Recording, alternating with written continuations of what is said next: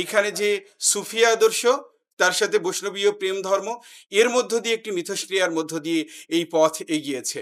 লালনের যে সঙ্গীত এবং পাঞ্জু শাহের এই সঙ্গীত এবং তত্ত্বদর্শনকে যদি আমরা পরস্পর পাশাপাশি রেখে আলোচনা করি, এটা উনি 1258 সালে যে দেহ রাখেন পাঞ্জু শাহ, তার আগে কয়েক বছর আগে ওনার গুরু হেরাস্তুল্লাহ খন্দকার দেহ রাখেন। আমি ছোটবেলা থেকেই জন্মের পর থেকেই দেখে আসছি যে আমাদের ফ্যামিলিতে এই ট্রেডিশনটা এভাবে ধরে রাখা হয়েছে। আমার আব্বু, আমার চাচা পালন করে আসছেন।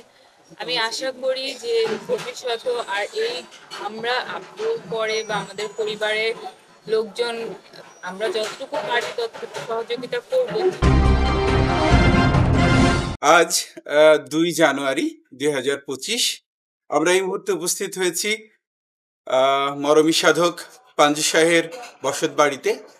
আজ মরমী সাধক পাঞ্জু শাহের মধ্যম পুত্র খন্দকার রফিউদ্দিনের 48তম ওফাত দিবস এবং সেই উপলক্ষে পাঞ্জু স্মরণ উৎসবও।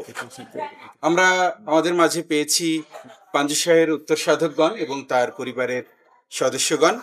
তাদের কাছ থেকেই এই মরমী সাধক সম্বন্ধে আমরা কতিপয় বিষয় জানব। আমি দর্শকদেরকে এই কথা বলতে চাই যে লালন উত্তরকালে এই বাংলায় মরমী ঘরানার সবচেয়ে উল্লেখযোগ্য সাধক হচ্ছে পাঞ্জু শাহ, যিনি 1851 সালে এই হরিণাকুণ্ডু উপজেলার হরিশপুর গ্রামে তিনি পরবর্তীকালে বসতি স্থাপন করেছিলেন, কিন্তু জন্মসূত্রে তার পূর্বপুরুষের অবস্থান ঝিনাইদহ জেলার শৈলকুপাতে। আমরা জানি পাঞ্জু শাহের পূর্বপুরুষ দীর্ঘকাল ধরে শৈলকুপায় বসবাস করেছে। তাদের 14 পুরুষের এই পীর প্রথার সাথে তারা যুক্ত রয়েছেন। আমরা পাঞ্জু শাহের পূর্বপুরুষ খুব কাছাকাছি সময়ের মধ্যে যদি আমরা স্মরণ করতে চাই, সোবহান খন্দকার, তিনি নিজেও জমিদারির সাথে যুক্ত ছিলেন। পরবর্তীকালে সোবহান খন্দকারের একমাত্র পুত্র খাদেম আলী খন্দকারও জমিদারিতে আসীন ছিলেন, কিন্তু নিজে খাদেম আলী খন্দকার স্রষ্টার উপাসনায় খুব বেশি সময় ব্যয় করতেন, যার ফলে তিনি জমিদারিতে ততটা মনোযোগী ছিলেন না। আর এই সুযোগ নিয়ে তার জমিদারির সাথে যুক্ত নানানজন তাদের জমিদারির বিরুদ্ধে ষড়যন্ত্র করে এবং প্রচুর শেষ কর বাকি ফেলে দেয়। যখন খাদেম আলী খন্দকার জানতে পারেন যে জমিদারি একেবারে হুমকির সম্মুখীন হয়েছে, তখন তাদের বিরুদ্ধে ব্যবস্থা নিতে গিয়ে তিনি নিজেই তার এক ধরনের জীবনের সংকটের মধ্যে পড়েন, যার ফলে রাতের অন্ধকারে আমরা জানি সেই শৈলকুপা থেকে এই হরিণাকুণ্ডুতে খাদেম আলী খন্দকার চলে আসেন। পরবর্তীকালে খাদেম আলী খন্দকার তার বালক পুত্র পাঞ্জু শাহকে নিয়ে এই হরিশপুরেই অবস্থান করেছিলেন এবং আমৃত্যু তিনি এই বসত বাড়িতেই অতিবাহিত করেছেন। এবং পাঞ্জু শাহের যে জীবনী, তার শৈশব, কৈশোর এবং তার সাধন তত্ত্ব, এটি বাংলা সাহিত্য, দর্শন, জীবনের সাথে আমাদের ওতপ্রোতভাবে জড়িয়ে আছে। পাঞ্জু শাহের বিশেষ করে তার যে সঙ্গীত এবং কাব্যগ্রন্থ সহি ইশকে সাদিকে গহর, এর মধ্যে তার জীবন দর্শনের কথা এখানে তিনি বলে গেছেন, যা আজকে লোকজ সাধনার একটি উল্লেখযোগ্য অনুষঙ্গ বলে আমরা মনে করি। এই ঘরানার উত্তর সাধক, বিশেষ করে পাঞ্জু শাহের মধ্যম পুত্র খন্দকার রফিউদ্দিনের জ্যেষ্ঠ পুত্র আমাদের মাঝে উপস্থিত আছেন খন্দকার দবিরউদ্দিন দাদা। আমাদের সাথে দাদি এবং তার পরিবারের অন্যান্য সদস্যরা রয়েছেন। প্রথমেই আমি একটু পরিচয় করিয়ে দিতে চাই। আমাদের মাঝে উপস্থিত আছেন আমাদের দাদা খন্দকার দবিরউদ্দিন। আমি পাঞ্জু শাহের দৌহিত্র পুত্র খন্দকার দবিরউদ্দিন। আর আমাদের মাঝে আছেন আমাদের দাদি। বলেন আপনার পরিচয়। আমি পুত্রবধূ খন্দকার দবিরউদ্দিনের ওয়াইফ। আচ্ছা আচ্ছা। আমাদের মাঝে আমাদের খন্দকার রফিউদ্দিনের যে কনিষ্ঠ পুত্র আমাদের খন্দকার কুতুবউদ্দিন দাদা ওফাত হয়েছেন। আমাদের মাঝে দাদি উপস্থিত আছেন। আচ্ছা, আমাদের মাঝে এই পরিবারের একমাত্র সন্তান হিসেবে উপস্থিত আছেন, তার সাথে একটু পরিচয় করিয়ে দিতে চাই। আমি দিলাফরোজ খন্দকার দিবা, খন্দকার কুতুবউদ্দিনের একমাত্র মেয়ে। একমাত্র উত্তরাধিকার। আমাদের মাঝে উপস্থিত আছেন তারই পুত্র, কি নাম তোমার? আসন আহসান। আমাদের মাঝে এখানে উপস্থিত আছেন ইসলামী বিশ্ববিদ্যালয়ের বাংলা বিভাগের জ্যেষ্ঠ অধ্যাপক প্রফেসর ডক্টর মোহাম্মদ মঞ্জুর রহমান। ধন্যবাদ। আমি পাঞ্জুসার একজন ভক্ত। এখানে এসেছি, প্রতি বছরই আসি, এবারও এসেছি। সবাইকে শুভেচ্ছা জানাচ্ছি। আমাদের মাঝে উপস্থিত আছেন ইসলামী বিশ্ববিদ্যালয়ের বাংলা বিভাগের খ্যাতিমান অধ্যাপক আমাদের শ্রদ্ধাভাজন রেজাউল করিম স্মার্ট স্যার। স্যারকে শুভেচ্ছা জানার জন্য অনুরোধ করছি। ধন্যবাদ সবাইকে। লোকায়ত দর্শনের একটা পূর্ণ ধাম পাঞ্জুসায়ের এখানে অসংখ্য ভক্তবৃন্দের সমন্বয়ে যে মেলবন্ধন গড়ে উঠেছে, আমরা চাই অসাম্প্রদায়িক বাংলাদেশ পুনর্গঠনে এই আশ্রম, এই ধাম বিশেষ ভূমিকা রাখবে। ধন্যবাদ সবাইকে। ধন্যবাদ স্যারকে। আমরা খুব সংক্ষেপে দু একটি কথা আমরা রেকর্ড রাখতে চাই। আমি দাদার কাছে জানতে চাই যে ঠিক শৈশবের যেভাবে আপনি আপনার পিতা খন্দকার রফিউদ্দিনের কাছে জেনেছেন পাঞ্জুসা সম্পর্কে, তার খুব ছোট্ট করেই একটু আমরা শুনতে চাই। আমার পিতা খন্দকার রফিউদ্দিন, উনি পাঞ্জুসাহের মধ্যম পুত্র। ওনারই আমি পুত্র খন্দকার দবিরুদ্দিন। আমার পিতা খন্দকার রফিউদ্দিনের কাছে আমি কিছু জেনেছি। ওনার পূর্বপুরুষের সংক্ষিপ্ত একটি কথা বলব। আমার যে কথাগুলো এগুলো বিশদভাবে ইসলামিক বিশ্ববিদ্যালয়ের প্রফেসর ডক্টর রাশেদুজ্জামান বিশদভাবে বলেছেন। আমি কিন্তু সংক্ষিপ্ত একটু বলবো যে আমাদের সেই খন্দকার পাঞ্জু সাহেব, সাধক পাঞ্জু সাহেবের পিতা খাদেম আলী খন্দকার, উনি যে এটা ষড়যন্ত্র শিকার হয়ে সাধারণ জীবনে উনি ফিরে আসেন, এ কথাটা উনি বিশদ বলেছেন প্রফেসর সাহেব। সাধারণ জীবনযাপনের জন্য উনি হরিণাকুণ্ড উপজেলার হরিশপুর গ্রামে, উনি যেখানে এখানে বসবাস করছি আমরা, এরই উত্তর পাশে ওখানে উনি আসেন। উনারই সাব জমিদার বিশ্বাস ফ্যামিলি, ওনাকে জমিদারের সর্বত্র সহযোগিতা করেন, মানে সাহায্য করেন, বাসস্থানের খাদ্যের সমস্ত ব্যবস্থা করেন। তারপরে উনি প্রভাব এবং প্রতিপত্তির ফলে পরবর্তীতে উনি জমি, তারপরে অর্থের সংকটটা ওনার চলে যায়। স্বাবলম্বী হয়ে উনি আবার ওই জায়গার থেকে আবার তারই দক্ষিণ দিকে যেখানে আমরা অবস্থান করছি, এখানে এসে উনি প্রায় 4 বিঘার জমির উপরে উনি বসবাস শুরু করেন।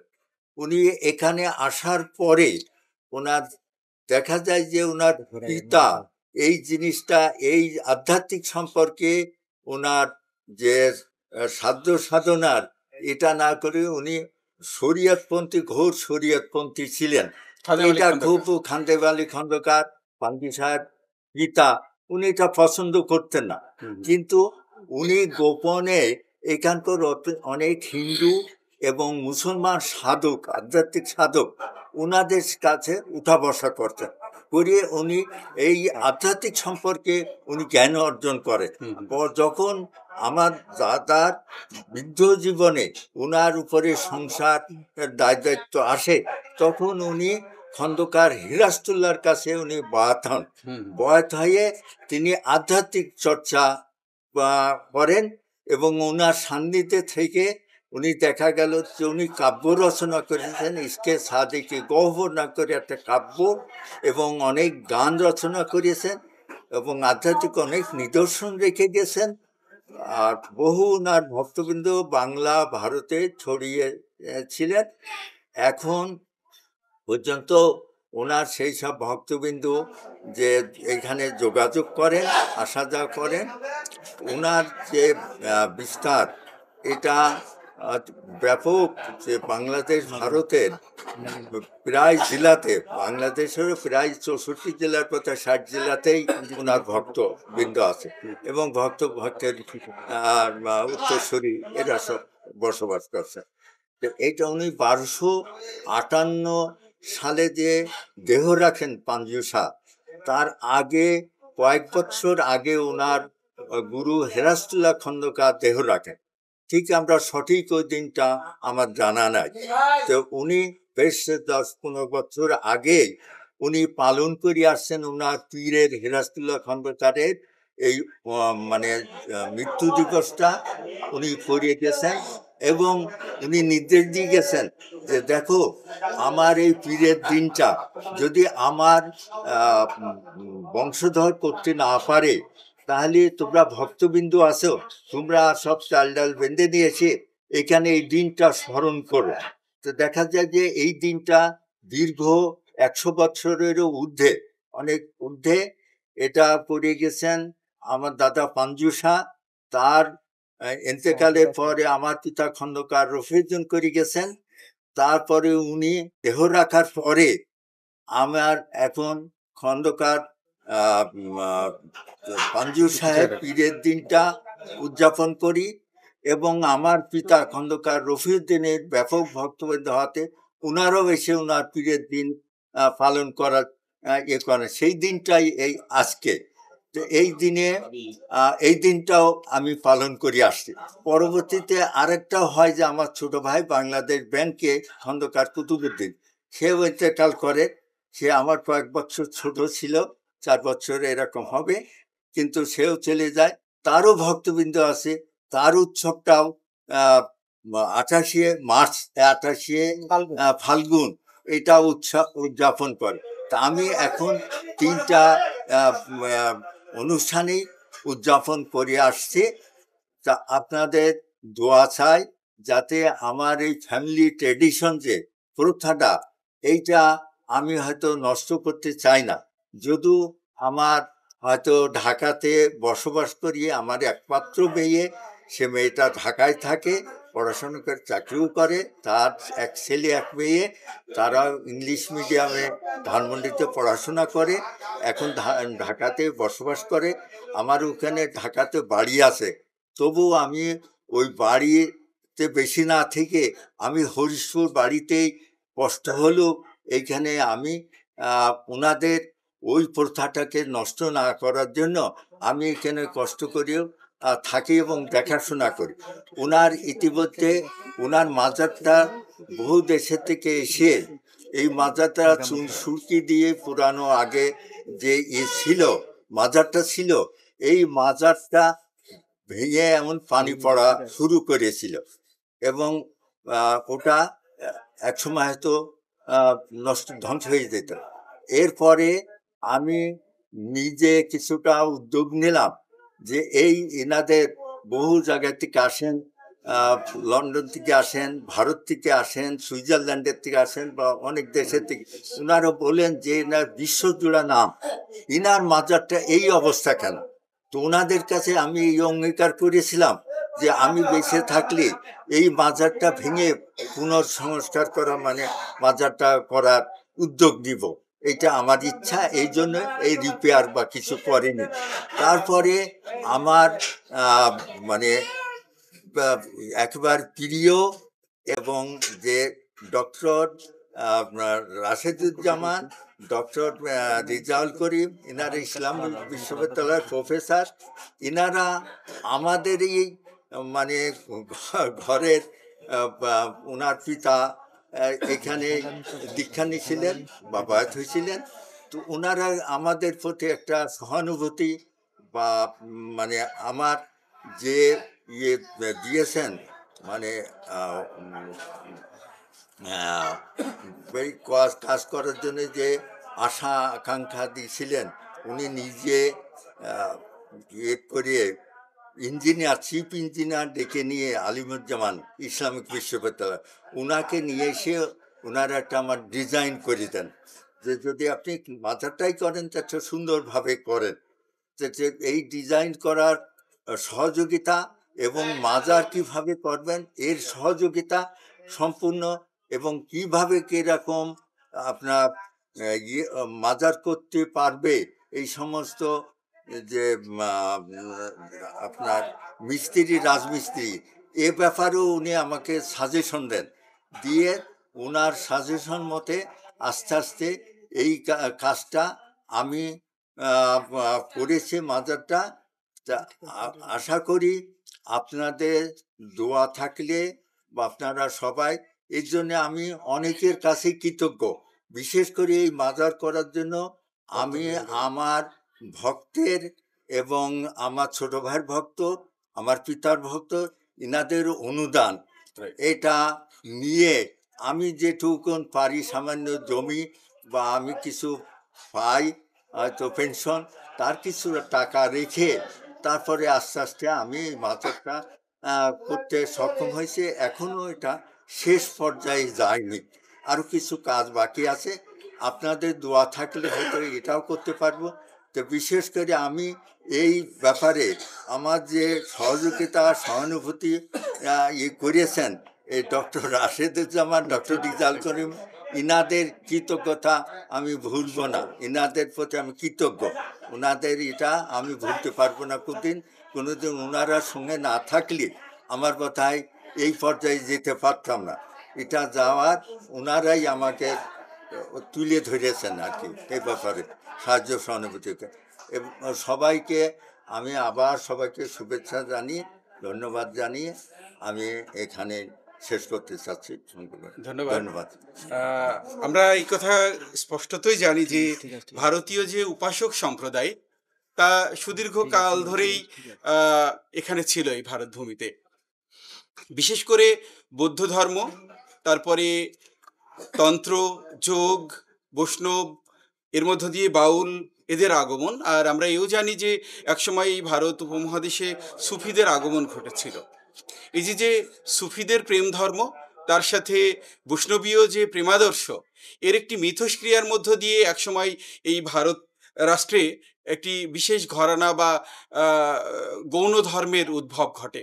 আমরা খুব জানি যে লালন শাহ এই ঘরানার একজন উল্লেখযোগ্য সাধক।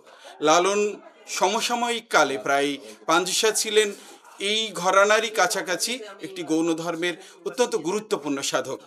লালন শাহকে যদি আমরা মনে করতে পারি বাউল এবং বৈষ্ণবীয় আদর্শের মিথস্ক্রিয়ার একটি ঘরানা, তাহলে আমরা পাঞ্জুসাকে বলতে পারি এইখানে যে সুফি আদর্শ তার সাথে বৈষ্ণবীয় প্রেম ধর্ম, এর মধ্য দিয়ে একটি মিথস্ক্রিয়ার মধ্য দিয়ে এই পথ এগিয়েছে।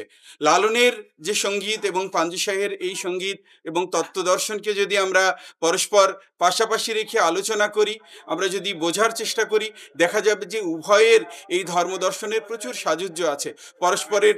বিশেষ করে লালনের প্রভাব পাঞ্জুসাহের গানে, তার তত্ত্বদর্শন, জীবন সঙ্গীতে গভীরভাবে উপলব্ধ হয়। আর অতি অবশ্যই সুফি যে জীবনাদর্শ তা প্রধান অবলম্বন ছিল পাঞ্জুসাহের তত্ত্ব এবং সঙ্গীতে, যার ফলে এই ঘরানাটি বাউল বা লোকজ ধর্মের কাছাকাছি থেকেও আজকে অনেকেই গুলিয়ে ফেলে যে লালনীয় আদর্শ এবং পাঞ্জুসাহের আদর্শ বোধ করি এক। বিভিন্ন ধরনের ছোটোখাটো বিভিন্ন ধরনের সংকট বা সংস্কারও আমি দেখি যে এর মধ্যে প্রবেশ করেছে। এই সমস্ত সংস্কার নয়, বরং আমাদের যদি এই জীবন এবং ধর্মদর্শনকে যদি সঠিকভাবে আমরা বুঝতে চাই, তাহলে আমি বলবো যে পাঞ্জুসাহের যে গান, তত্ত্ব এবং সঙ্গীত, বিশেষ করে তার সহি ইস্কিসাদিকি গহর কাব্য এবং তার প্রায় 2 শতাধিক তত্ত্বসঙ্গীত আছে, এটিকে আমি মনে করি যে তার পরবর্তী যারা উত্তর সাধক, তার ভক্তবৃন্দ আছে, তারা প্রধান অবলম্বন করবেন। একই অনুরূপভাবে লালনের যে সঙ্গীত, সেটি হতে পারে এই সাধক শ্রেণীর জন্য মূল তত্ত্ব বা সঙ্গীত বোঝার জন্য মূল উপকরণ, বরং সংস্কার নয়। জ্ঞানী মানুষ এই সাধন সঙ্গীত নিয়ে অধ্যয়ন করবে, জীবনে সাধন ভজন করবে এবং তার উপরে ভিত্তি করেই গুরুগণ তার পরম্পরার মধ্য দিয়ে তার ভক্তবৃন্দের কাছে এই গুহ্য সাধনা দিয়ে যাবেন, এটি আমরা মূলত আশা করি। তো আমরা আজকে এখানে উপস্থিত হতে পেরে আমাদের ভালো লাগছে। আমাদের সাথে এখানে আমরা লক্ষ্য করছি এই ঘরানার ভক্তবৃন্দরা আছেন। আপনারা জেনে থাকবেন যে পাঞ্জুসাহের নিজের ভক্তবৃন্দ বাংলাদেশের বিভিন্ন জেলায় ছড়িয়ে রয়েছে। তার মধ্যম পুত্র খন্দকার রফিউদ্দিন, তার ভক্তবৃন্দ প্রায় বাংলাদেশের আমি গবেষণায় দেখেছি 64টা জেলার বিভিন্ন প্রান্তে ছড়িয়ে আছে।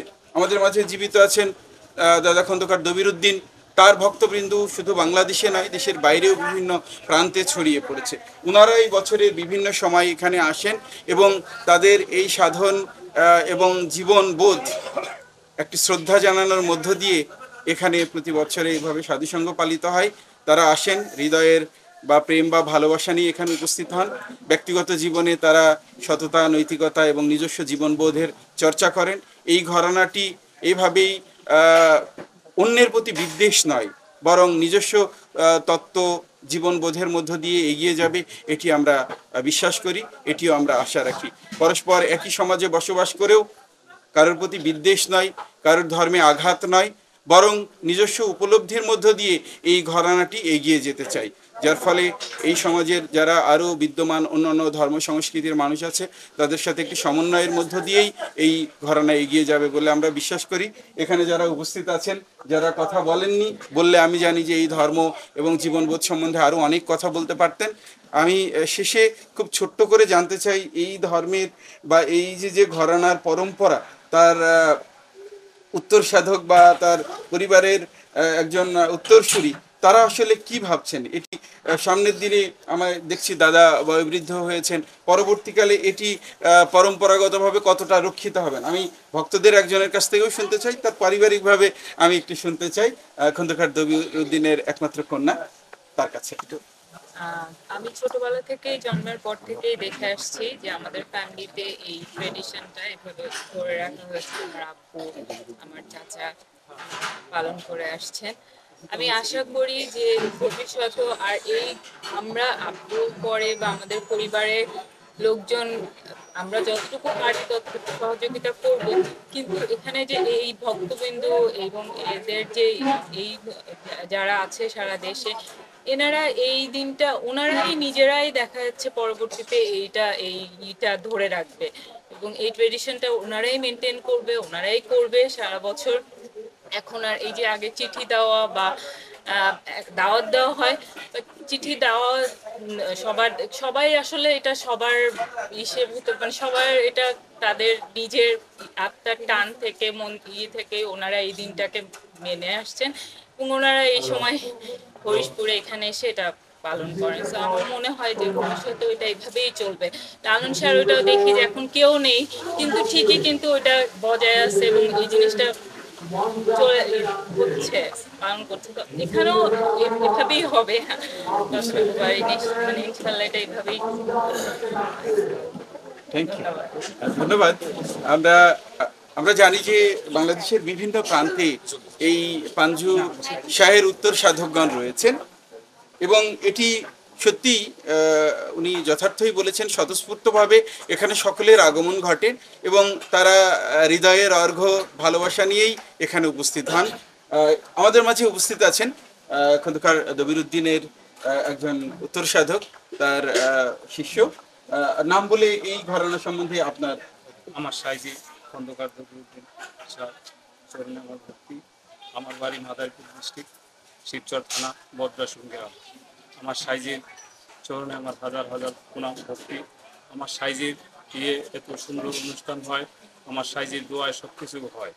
আমার সাইজি অনেক বিপদ করে আমার সাইজি অনুষ্ঠান করে, আপনাদের দোয়ায় খুব ভালো আমার সাইজি অনুষ্ঠান করে। আমরা সারা জীবন আমার সাইজি, আমার বুবু, আমার ছোট মা, বড় মা, সবাইকে নিয়ে, আমার মামা, সবাইকে নিয়ে আমরা অনুষ্ঠান, আমার ভাই বিরাদার, ভক্তবৃন্দ ভাই বিরাদারকে নিয়ে আমরা সুন্দর করে অনুষ্ঠান করতে চাই সবসময় আপনাদের দোয়ায়। আমরা যেন আপনাদের মাঝে সম্পূর্ণ সুন্দরভাবে অনুষ্ঠানটা সারা জীবন করতে পারি, তাই আমাদের দোয়া করবেন। আমার সাইজির নামটা যেন আমরা সারা জীবন রাখতে পারি। আমার বুড়া বাবা পাঞ্জুসা, তার নামটা দাদা রফিজউদ্দিন খন্দকার, তার নামটা যেন আমরা সারা জীবন রাখতে পারি, তাই আপনাদের সামনে আমার মূল্যবান। ধন্যবাদ। আমরা নিশ্চয়ই সামনে এই ধরনের অনুষ্ঠান প্রতি বছর হয়, আরও হবে। আমরা চাই এই ঘরানার যারা সাধক রয়েছেন তারা তাদের এই সাধন পন্থা চালিয়ে যাবেন এবং নিজ নিজ জায়গায় একটি উচ্চতম আসনে তারা আসীন হবেন, এই আশাবাদ আমরা ব্যক্ত করে দাদাকে আবারও তার সুস্বাস্থ্য এবং দীর্ঘ জীবন কামনা করি। ওনার যদি আর কিছু বলার থাকে ধন্যবাদ জানিয়ে উনি শেষ করবেন। আচ্ছা, এনারা আসছেন যে আমাদের এই অনুষ্ঠানে, ক্ষুদ্র অনুষ্ঠানে যে সমস্ত মূল্যবান ওনাদের সময় ব্যয় করে আসছেন, এজন্য আমি ধন্যবাদ জ্ঞাপন করবো। ওটা আসরে যেয়েই এখানে ওনাদেরকে একটা সাক্ষাৎকার নিয়েছে, এটা আমি ধন্যবাদ জানাই। ওনাদের প্রতি শ্রদ্ধা রেখে আমি এখন বলতে চাই না, আবার হয়তো ওখানে যেই অনুষ্ঠানে দু একটি কথা আপনাদের সামনে বলবো, কারণ ওনারা যেসব মূল্যবান কথা বলবেন সেইটা বলার বা আমার সেই যোগ্যতা আমার নেই, সেই শিক্ষা বা অন্য যোগ্যতা আমার নাই। তো ওনাদের কাছ থেকে সুন্দর মূল্যবান বক্তব্য শুনতে পারবেন, তার মাঝে আমি কতগুলা কথা হয়তো বলবো। তা আপনাদেরকে সবাইকে ধন্যবাদ জানি, আমরা আসরে ফিরে যেতে চাই। ধন্যবাদ। ধন্যবাদ আরকে নিউজকে, ধন্যবাদ। তারা আজকে আমাদের এই কথা বলার সুযোগ করে দিয়েছে। আমাদের পাশেই এখানে সাধু সংঘ হচ্ছে, ছোট্ট করে আলোচনা সভা আছে, সেই আলোচনা সভার দিকে যাচ্ছি। আরকে টিভির রফিক সাংবাদিক আমার অত্যন্ত প্রিয় ভাজন, তাকে অনেক ধন্যবাদ। Thank you. আচ্ছা, ধন্যবাদ।